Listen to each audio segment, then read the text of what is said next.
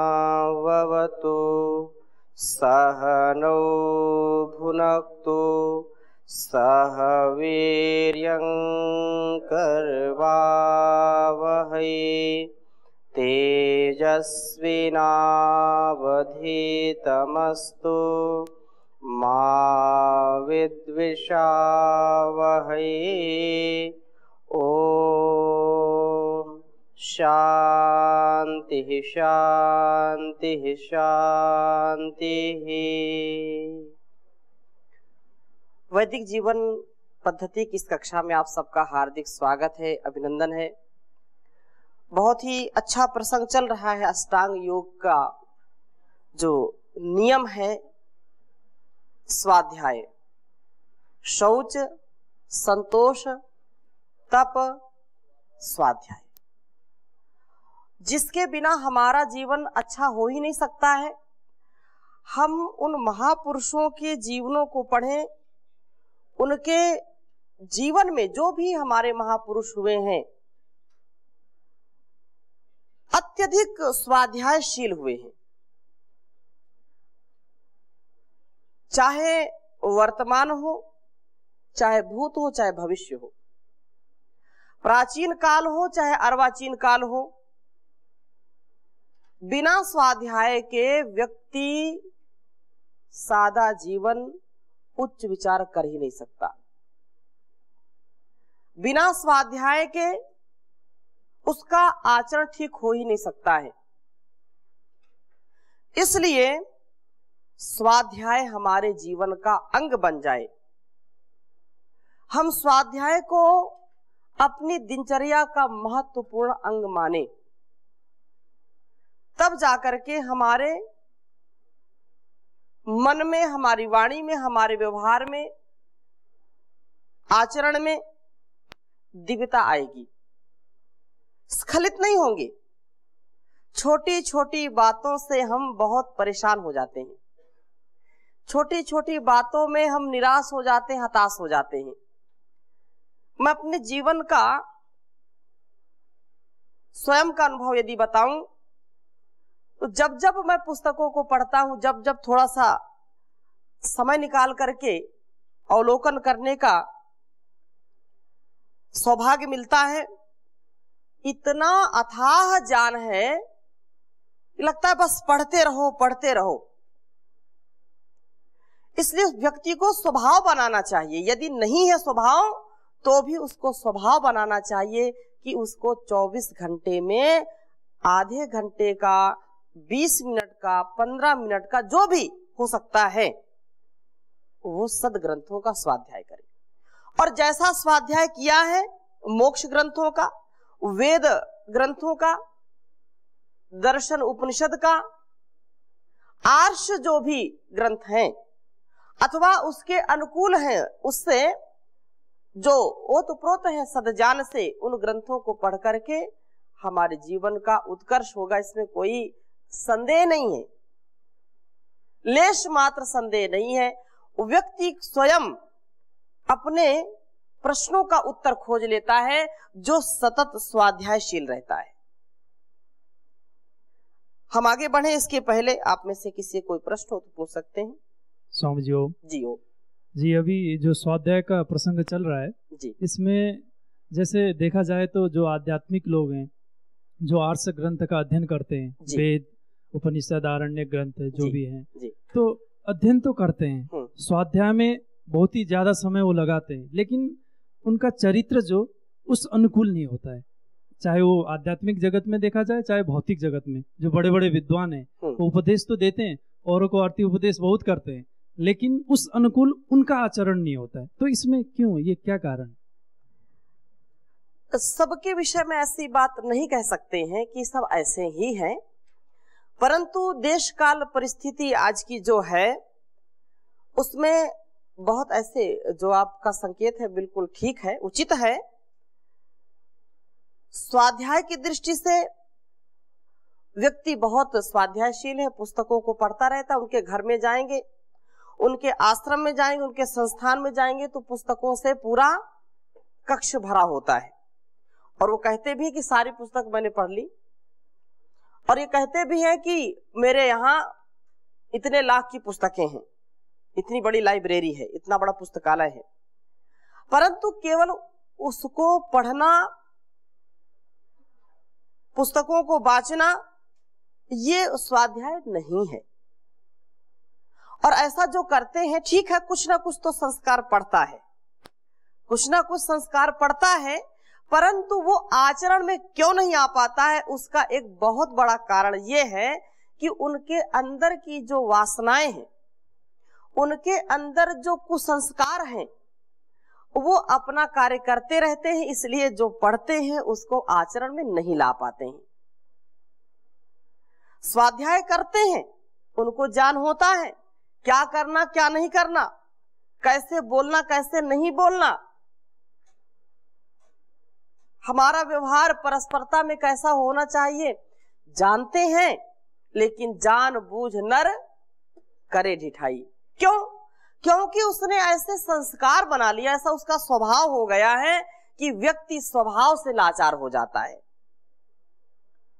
उसका ऐसा स्वभाव हो जाता है। इसलिए परम पूज्य स्वामी जी महाराज बार बार कहते हैं कि अपना स्वभाव बदलना संसार की सबसे बड़ी सेवा, सबसे कठिन काम है, सबसे बड़ा पुरुषार्थ का काम है। यदि स्वभाव बदल जाए तो फिर कहना क्या। स्वभाव बदलने के लिए तो इस संसार में आते हैं, अपने कुसंस्कारों से हम दूर हो जाएं, सुसंस्कारों से हमारा जीवन भरपूर हो जाए, जिससे सारे दुर्गुण दुर्व्यसन दूर हो जाते हैं। लेकिन इसमें बहुत पुरुषार्थ करने की बात है। जैसा पढ़ा फिर वैसा जीवन में उतरना चाहिए, जैसा पढ़ा वैसा आचरण में आना चाहिए, और आचरण में नहीं आता तो यही है, पर उपदेश कुशल बहु तेरे, जे आचरण तेजन थोड़े, बहुत कम मात्रा में होते हैं। जो जैसा पढ़ते हैं, जैसा बोलते हैं और वैसा आचरण करते हैं, वो बहुत कम लोग होते हैं संसार में। क्रीम होती, क्रीम। तो हम ये कभी कल्पना ना करें, कभी ये आशा ना रखें कि जो व्यक्ति जितना पढ़ता है उतना ही वो हो जाए, ऐसा संभव नहीं है। हाँ, हो जाए तो बहुत अच्छी बात है, यदि नहीं हो पाता है तो इसमें हमको संदेह नहीं रखना चाहिए कि अमुक व्यक्ति तो बहुत स्वाध्याय करता है और स्वाध्याय की बहुत महिमा गाई गई है, तो फिर ये आचरण में क्यों नहीं आता, तो ऐसे स्वाध्याय को हम क्यों करें। ऐसा कभी विचार नहीं करना चाहिए। कितने ऐसे अनसुलझे प्रश्न, अनसुलझी गुत्थी सुलझ जाती है, जो उलझन होती है उससे हम पार हो जाते हैं स्वाध्याय से। रोज स्वाध्याय करना चाहिए, सदग्रंथों का, मोक्ष ग्रंथों का, वेद ग्रंथों का। वेद अनुकूल वैसा आचरण हो, वैसा व्यवहार हो तो निसंदेह तो ऐसा हम विचार ना करें। हाँ ठीक है, उन लोगों को जो उपदेश देते हैं, चारों वेदों को याद रखते हैं, 6 दर्शनों को याद रखते हैं, 11 उपनिषदों को याद रखते हैं, लेकिन उनका आचरण नहीं ठीक है, तो उन पर हमको दया करनी चाहिए, उन पर हमको करुणा आनी चाहिए कि सब कुछ जान रहा है फिर भी आचरण नहीं कर रहा है, तो ये उसकी जो है कमजोरी है, ये उसका दुर्भाग्य है कि सब कुछ पा करके भी, जैसे 32 दांत होते हैं और 32 दांत चबा करके भी जो स्वाद होता है उसका वो आनंद नहीं ले पाते। आनंद कौन लेता है? जीभ। जैसे कड़छी होती, कड़छी समझते हैं ना, उसमें खीर भी उससे परोसा जाता है, हिलाया जाता है, पकाया जाता है, रबड़ी भी पकाई जाती है, मावा भी पकाया जाता है, मिठाई भी बनाई जाती है, लेकिन कड़छी को कोई स्वाद आता नहीं है। और एक उदाहरण देते हैं आचार्य चाणक्य, यथा खरस चंदन भारवाही भारस्य वेता न तु चंदनस्य। जैसे गधा होता है और गधा क्या करता है, चंदन की बोरी लाद करके ले जाता है वो, लेकिन उसके लिए वो चंदन की कीमत और कोयले की कीमत में कोई अंतर नहीं होता है। वैसे ही बहुत सारे विद्वान बहुत सारे शास्त्रों को पढ़ करके जब उसकी कीमत को नहीं जानते हैं तो वो समझो कि वह पूरा उनका परिपाक नहीं हुआ है ज्ञान का। जैसे कड़छी को स्वाद नहीं मिलता है और रहती उसी में है, दरवी को जैसे स्वाद नहीं मिलता है, उसी प्रकार से जो आपने प्रश्न किया है, मैं उनके लिए केवल इतनी ही बात कहूंगा कि वो स्वाद नहीं ले सकते। शास्त्रों को केवल रटना, केवल पढ़ना, याद कर लेना, उसका लाभ नहीं होता है। हाँ, उससे एक घमंड बढ़ता है, अहंकार बढ़ता है, कितने हमने याद कर लिए। उसका सच्चा आनंद तो उसके आचरण में है कि हम उसको अपने आचरण में उतार लें। व्याकरण भी हमारे आचरण को सुधारने के लिए है। व्याकरण दंभी बनने के लिए नहीं है, अहंकारी बनने के लिए नहीं है कि मैंने जो है 4000 अष्टाध्यायी के सूत्र रगड़ मारे और मुझसे बड़ा कोई विद्वान नहीं है। धातु पाठ पढ़ लिया, काशिका पढ़ लिया, महाभाष्य पढ़ लिया, तो अब मुझसे बड़ा कोई विद्वान नहीं है। अगर ऐसी भावना है तो फिर व्याकरण पढ़ने से कोई लाभ नहीं है। व्याकरण भी आचरण को सुधारने के लिए है। इसलिए अब बात समझ में आ गई? हाँ, और किसी कोई प्रश्न? जी। ओम पूज्य स्वामी जी। जी।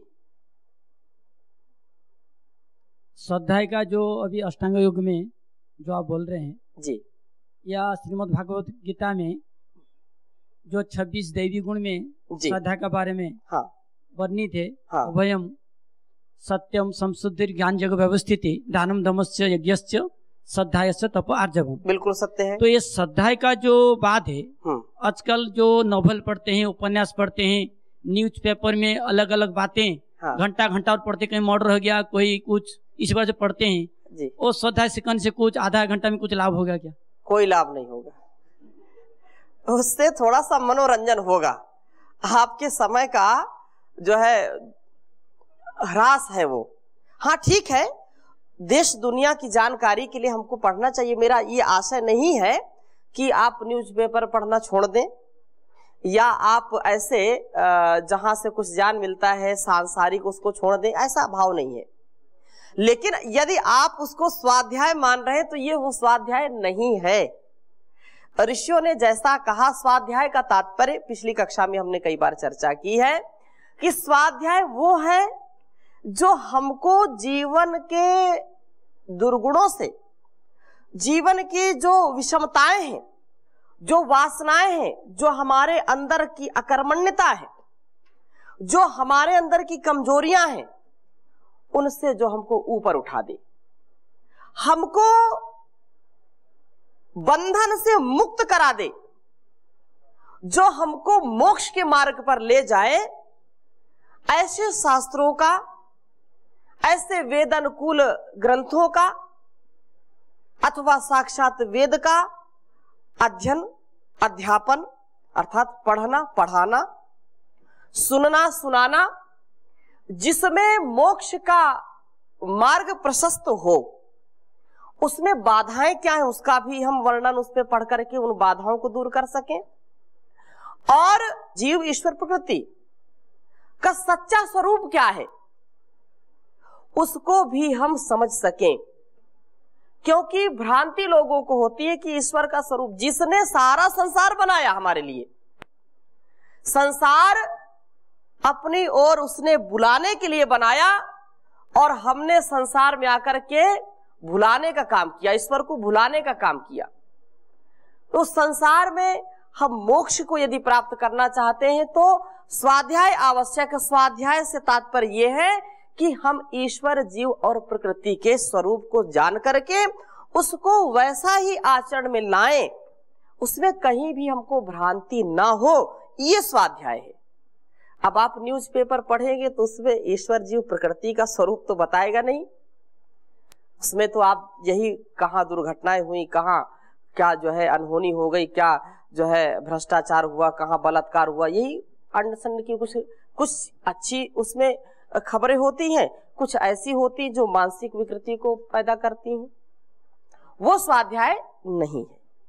ठीक है। इसी तरह जो पाठक जो पढ़ते हैं इतिहास भूगोल का घंटा घंटा पर पढ़ते हैं, जो मुगल राज का पुराना इतिहास जो जरूरी नहीं है आजकल का जीवन में मोक्ष प्राप्त के लिए, तो वो भी तो स्वाध्याय नहीं होगा। नहीं, उसको हम ऐसा माने कि हमको अपने राष्ट्र की जो ऐतिहासिक पृष्ठभूमि है उसको समझना हमारा कर्तव्य है, उसको हम समझें और भौगोलिक स्थिति को समझें, खगोलीय स्थिति को समझें, जिससे हमारा ज्ञान विज्ञान बढ़ेगा। और ज्ञान विज्ञान बढ़ेगा तो ईश्वर के प्रति हमारी कृतज्ञता बढ़ेगी, ईश्वर के ऊपर विश्वास बढ़ेगा। खगोलीय विज्ञान को अब आप समझिए कि यदि हमारे ऋषियों मुनियों ने ये यहाँ से बैठ करके समाधिस्थ होकर के ये पता लगाया कि कितनी दूरी पर कौन सा जो है ग्रह है, नक्षत्र की क्या दूरी है, क्या इसका ऋतु और सारा ये उन्होंने जाना, तो इससे क्या है, इससे हमको ईश्वर की व्यवस्था पर, ईश्वर की कृति पर, ईश्वर के निर्माण पर, उसके इस संसार पर हमको नाज होता है, गौरव होता है और उसके प्रति हमारी भक्ति भावना और बढ़ती जाती है। तो ऐसा स्वाध्याय का तात्पर्य हम उसको जिससे हम ज्ञान विज्ञान से परिपूर्ण हो सके, विकृति नहीं आती ना।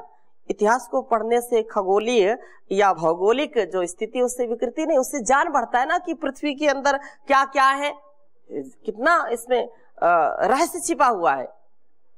और आकाश की तो बात ही क्या है, आकाश तो आकाश ही है।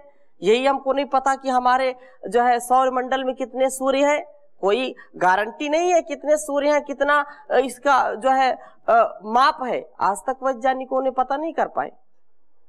करोड़ों अरबों सूर्य हैं ऐसा अनुमान लगाते हैं, और एक ही सूर्य को हम नहीं सह पाते जब ज्यादा ताप होता उसका, तो करोड़ों यदि 2-4 और हो जाए तब तो फिर क्या होगा, है जीवन ही नहीं चलेगा। लेकिन है ये हमको जान हुआ खगोलीय विज्ञान से। ठीक है, तो संसार में स्वाध्याय सबके लिए आवश्यक है। गुण कर्म स्वभाव हमारा अच्छा हो, और जो व्यवस्था ऋषियों ने दी है गुण कर्म स्वभाव के अनुसार, ब्राह्मण, क्षत्रिय, वैश्य और शूद्र, ये हमारे स्वभाव में, हमारे शरीर में भी है। और इसमें 3 रूप से, 3 प्रकार से निसंदेह हमको स्वाध्याय सब वर्णों के लिए आवश्यक है।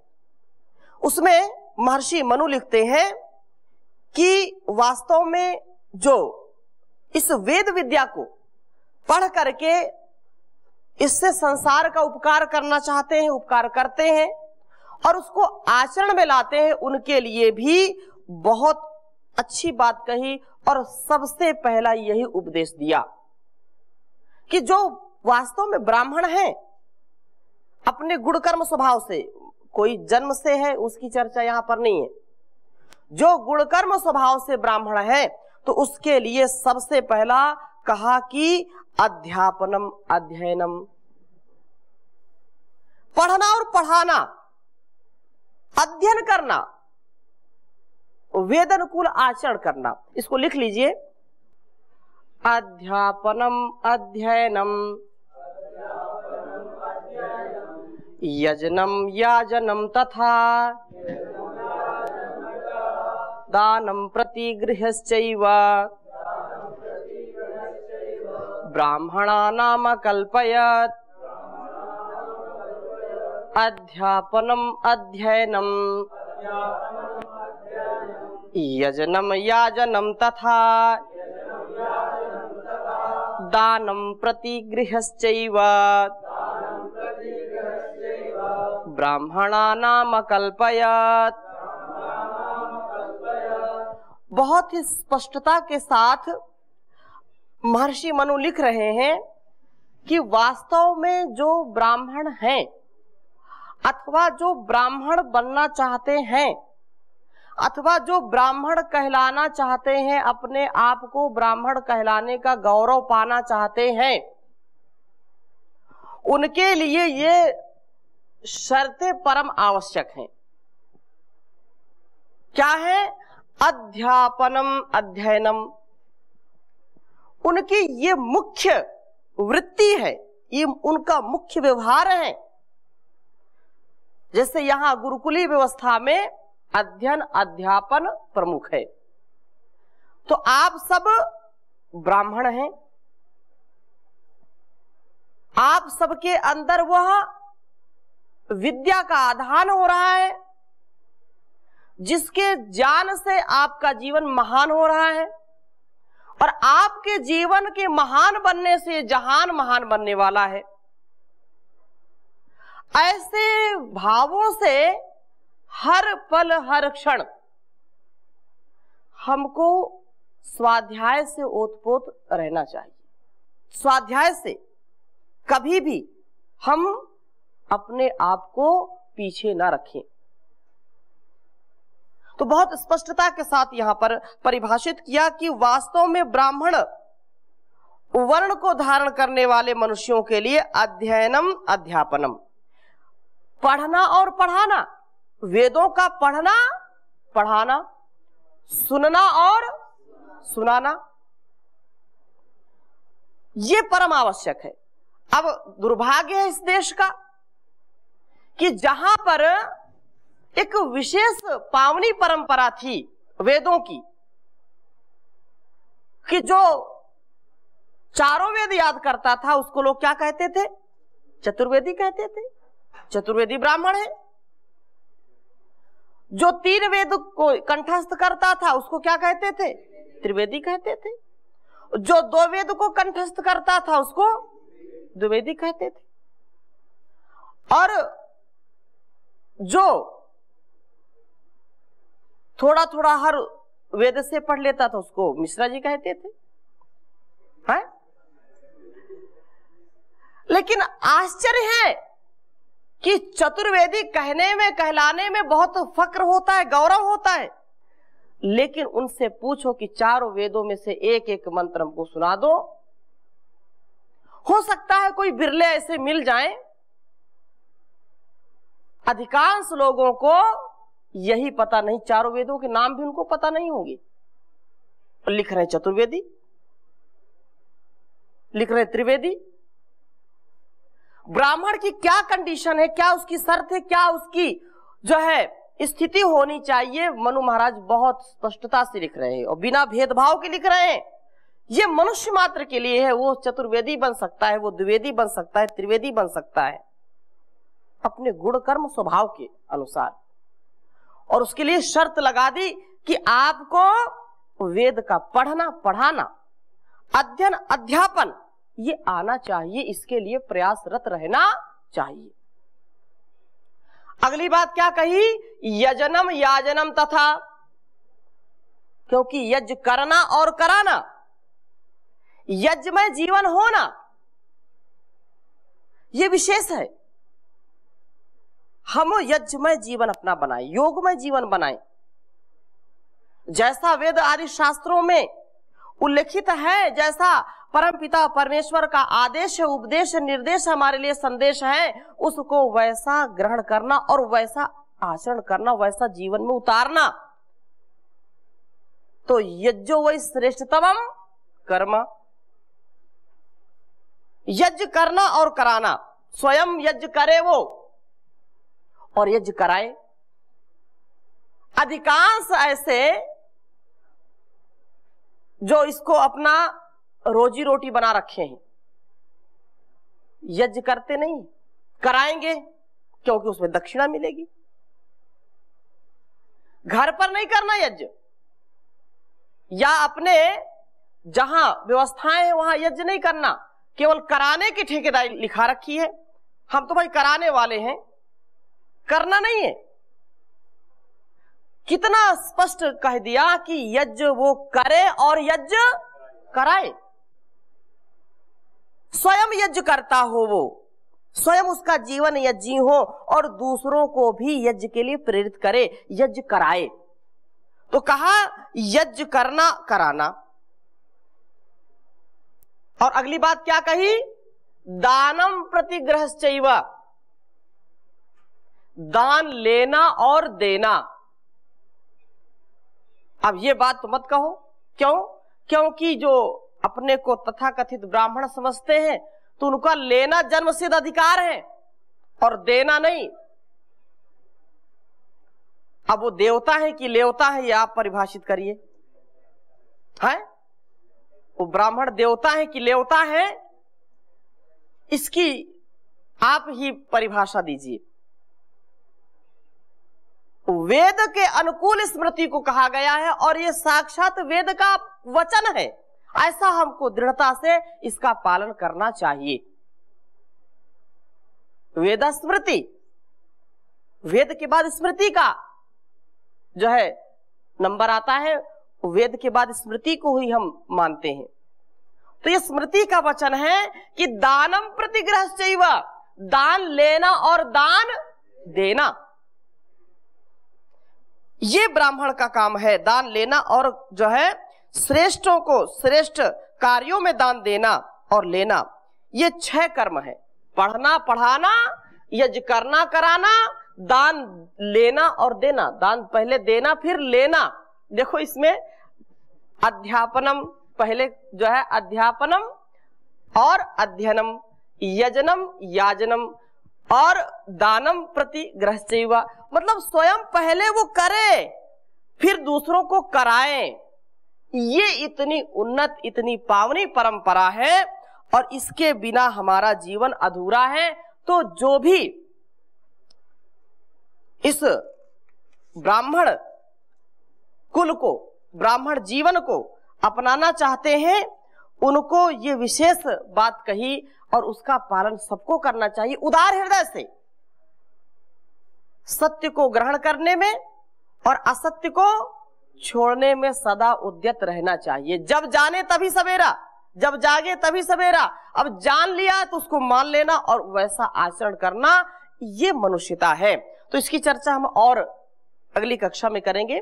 अभी यहीं पर विराम ले रहे हैं।